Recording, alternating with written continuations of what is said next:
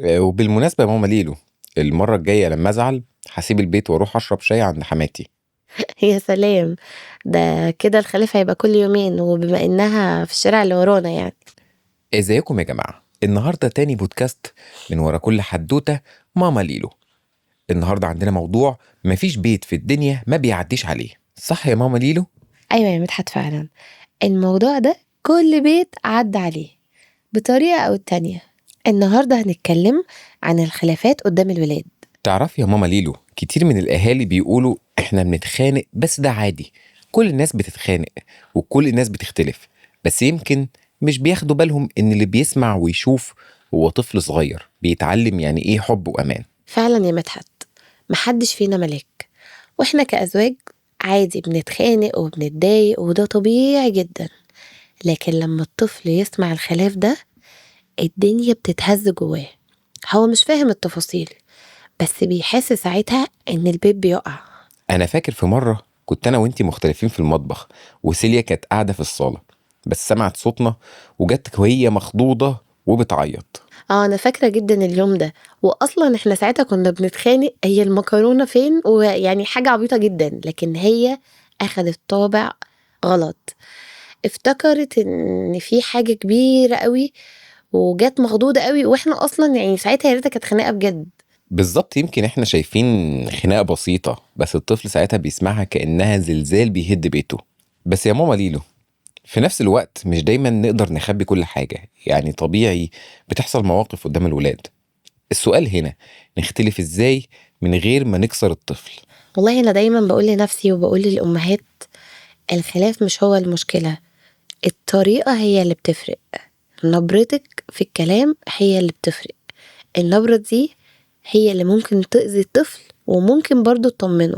يعني ممكن اقولك اني متضايق لكن بصوت هادي من غير ما ازعق او ارمي كلمة جارحة. أيوة بالظبط كده.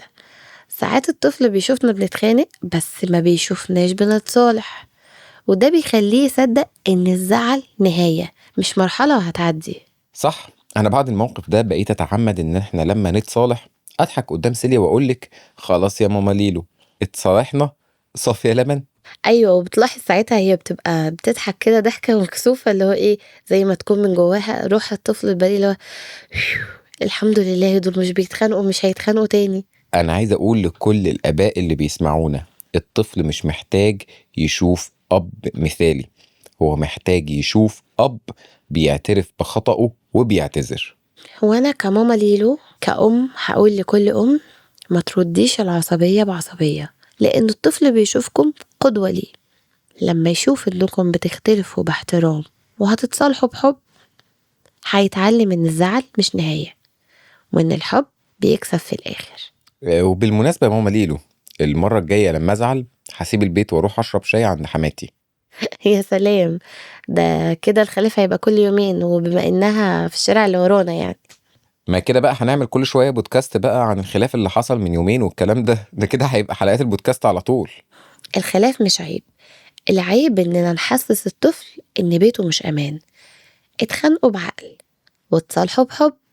لما الدنيا تهدى خلوا أولادكم في حضنكم، وقولوا لهم إن إحنا دايما مع بعض حتى لو بنتخانق. حضن كده يحسوا إن انتوا أسرة واحدة مترابطة. في النهاية يا جماعة محدش فينا كامل، بس اللي يفرق فعلا هو إننا نتعلم نختلف من غير ما نكسر اللي قدامنا، ونسمع بعض بدل ما نعلي على بعض، لأن البيوت مش بتتهد بالخلاف، بتتهد لما الحب يختفي والاحترام يختفي، وما يبقاش ما بين الأم والأب أي احترام قدام أولادهم. خلي ولادكوا يشوفوكوا بتحبوا بعض حتى وانتوا مختلفين. لكل أب وأم، حاولوا تتدربوا على الصبر والهدوء، وعلى إنكم تضحكوا بعد الزعل.